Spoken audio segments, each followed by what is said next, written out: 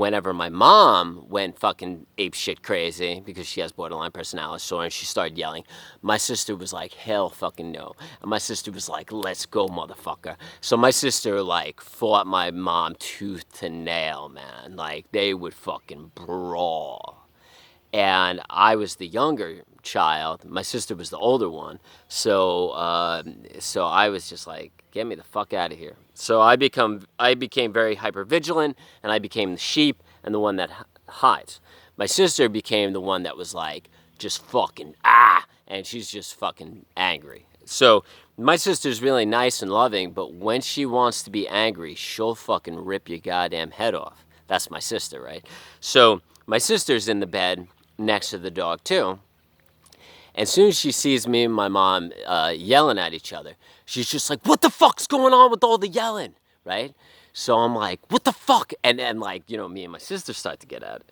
And when I was a little kid, I became like the sheep character, right? But then something bad happened when I was like age 3, 4, 5. Where I started to dislike people when I became the sheep character. So like the 3-year-old sheep character started to develop into the psychopathic character, right? So like what happens is like I'll become like the sheep and I'll be like scared, and then like I'll become the 3-year-old, and then all of a sudden I'll be like, why the fuck am I gonna be a 3-year-old when I could just fucking kill everybody? And then I become the psychopath, and then like I just want to kill everybody, right? And then so I'm like, it became a psychopath because, well, it's a really interesting transition because, okay, so this will kind of teach you about psychopathy and being a psychopath as well, right? So my sister yells, right, and then right away I visualize killing my sister and killing everybody in the room. Like, right? Because that's my answer. My answer is like, y'all deserve to die. I'm going to kill all of you now. Right? Like, that's the fucking answer. So I don't have to deal with any of you anymore. I'm just going to kill all of you. I'm going to slit all of your fucking throats. And then I started visualizing having a gun. And then just going around to each person in the room. Even though they're my family. We're talking my mother, my sister, and my brother-in-law. And I just visualized myself having a gun and just going boom, boom, boom, killing all 3 of them and not giving a fuck. Just killing all 3 of them and being happy about it. And being happy about it. And then, you know,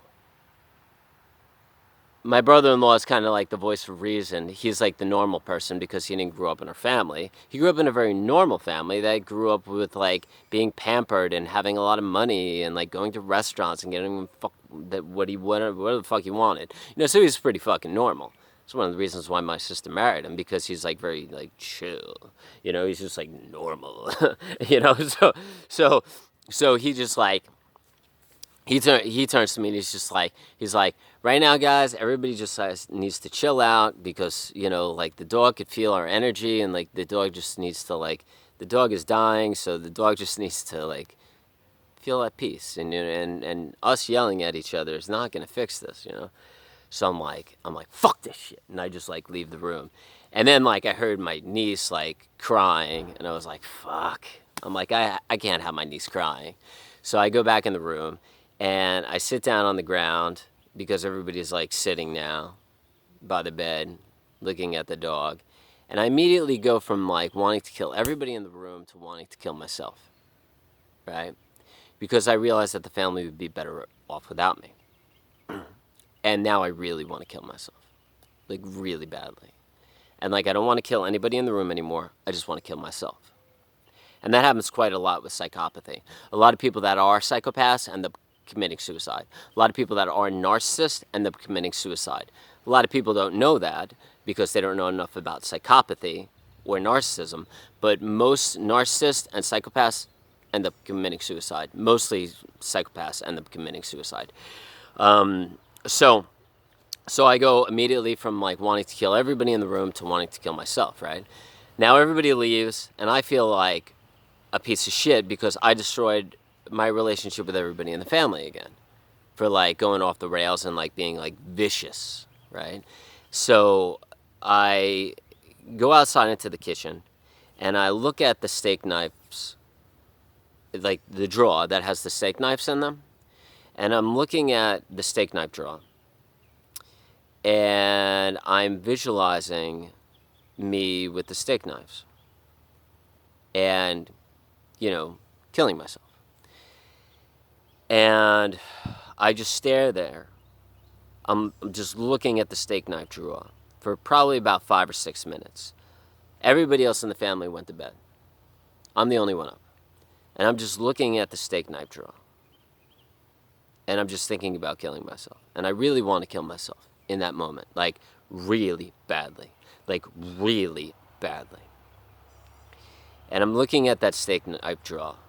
And when you get suicidal, when you are borderline personality disorder like I am, or bipolar, or clinically depressed, like, committing suicide is no big deal, right?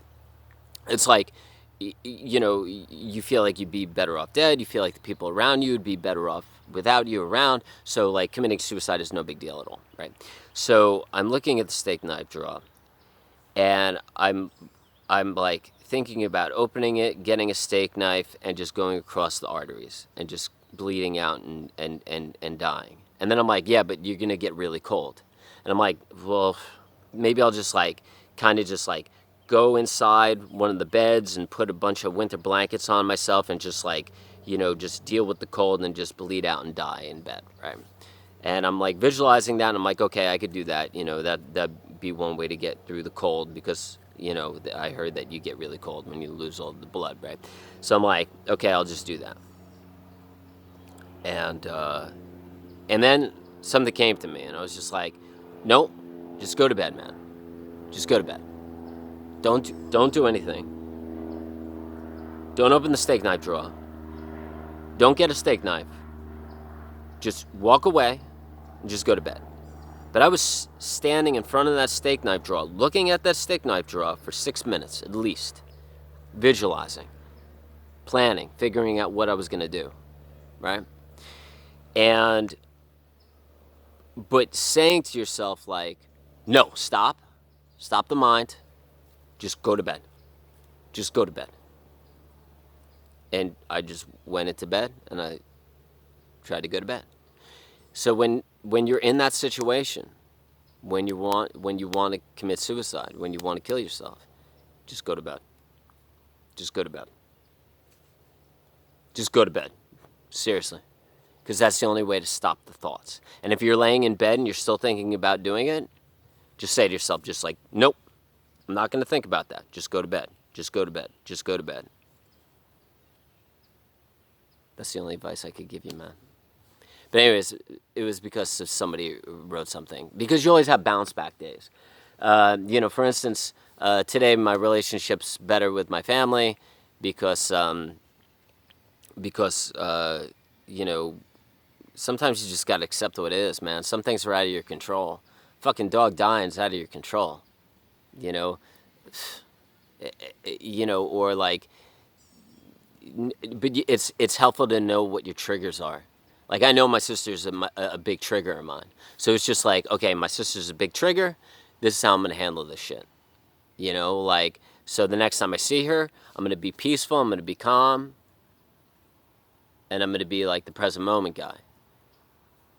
And my relationship will go back to normal with my sister.